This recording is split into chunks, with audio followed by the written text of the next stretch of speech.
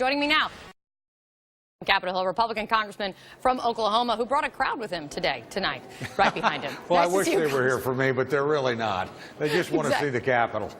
It's a wonderful place. I enjoyed it very much when I was working there. Indeed. Thank you so much for coming on. I appreciate it, Congressman. So you had quite a bit. Let's talk about tonight. You've had quite a bit to say about what you want to hear tonight from President Trump. You laid it out very publicly in the New York Times today. And part of it, Congressman, you wrote this, that the president will need to do more than merely wait upon a Republican Congress to produce the legislation he has championed. He must become an active participant in the legislative process. Later on in that op-ed, Congressman, you wrote that presidents must lead. Are you saying, Congressman, that he hasn't led so far? I don't think he's had a chance to lead. Frankly, he's been busy putting together his administration. I actually agree with his grade. I agree very much with the actions he's taken in terms of deregulatory activity.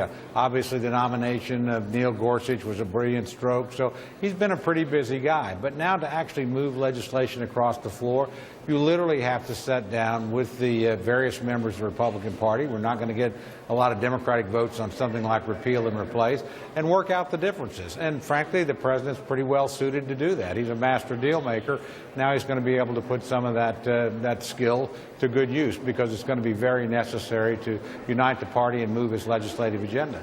You can always say that, of course, behind closed doors to the president at any time. Why did you want to go to the pages of the New York Times to lay out not what the country needs to hear tonight, but what Republicans need to hear tonight?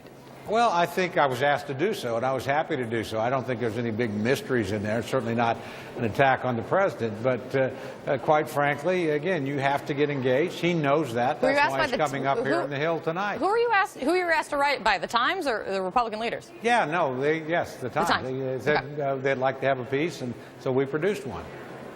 You also said in this piece that tonight you want to hear how he's going to pay for these big spending items that he's laid out in his kind of budget proposal, or highlights of his budget proposal. More money, of course, is going to the Pentagon, big money going for infrastructure.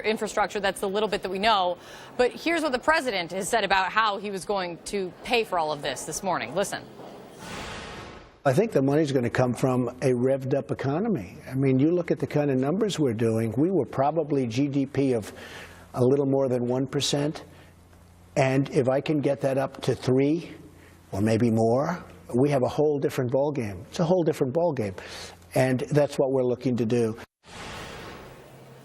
That, of course, is, he says, on top of cutting federal money from federal agencies. But is that good enough of an explanation for you, by getting the economy revved up?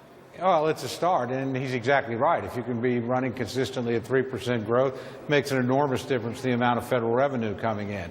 But I don't expect to hear everything tonight. Look, I don't think he's going to present his infrastructure program tonight. But it said in this speech or speeches going forward, and then you do. I mean, look, I wouldn't say disagree, but sooner or later, if the president wants to put the country on sound fiscal footing, he's going to have to deal with the entitlement programs. That's where 70% of the federal budget is in Social Security, Medicare, Medicaid, and the like. So you have to sit down at some point and do it. Tonight, I would expect he'll focus primarily on building up the military, something I agree with, on repeal and replace. Again, someplace where I agree with the president very strongly, and ultimately on tax reform. Those are the big items in the opening few months of his administration. That'll be the focus, but there are other issues he's going to have to deal with down the road. I mean, one of the big issues, and you just said it right there, is entitlements. You say you want to hear him talk tonight about reforms to entitlement programs, but over and over again on the campaign trail, and since he's been president, President Trump has promised that he is not touching entitlements like Social Security. Who's going to budge on this one then? Well, frankly, I would recommend the president look at a bill that John Delaney, a Maryland Democrat, and I have. Will be dropping shortly. We've had it in previous Congresses to set up something like what Ronald Reagan did with the Greenspan Commission back in 1983 and address Social Security that way. Tonight, frankly, the president will, in some measure, talk about entitlements, because if you're talking about Obamacare, you've got to talk about Medicaid. Not Medicare, but Medicaid, because that's a big part of that system. So, look, I think piece by piece, the numbers force you toward entitlement reform if you're serious about balancing the budget. There's just simply no other way to do it. So you think in the end, even though he has promised very clearly he's not touching things like, he's not going to touch things like these entitlement programs, you think in the end he's going to be forced to? Look, I think what the president means is to project to people that are on Social Security and Medicare right now, your benefits are safe. You made a deal, and frankly, everybody's benefits need to be safe. Doing nothing ensures bankruptcy of all these programs in the not very distant future. So you really do need to sit down. We've done this before. Again, Ronald Reagan, Tip O'Neill, Howard Baker did it back in the 80s. So it's not unprecedented, it's not impossible to do, but it is politically challenging. Now, again, I don't expect the president to lay out everything tonight. I think he's going to focus on the big three: military spending, repeal and replace, and the tax code. And I think that's a lot for one speech. So, but I think down the road we'll be dealing with other problems. You also have a lot on your plate right now. Real quick on Obamacare, on repeal and replace. All of the reporting is you have some problems within the Republican Party on the conservative side right now on pushing through a repeal and replace. You've got the House Freedom Caucus and you've got the House the Republican Study Group. They have come out against what was leaked last week. Can Republicans pass a repeal and replace without those members on board? Well, no, obviously not. The Republican Study Group is 170 members. I'm actually one of those members, and my position, frankly, just because it's been announced. But again, I don't have any problem with members saying what they think. But sooner or later, people have to get together on the same sheet of music. And frankly, the conductor here is going to be the President of the United States. He's going to make a lot of tough calls.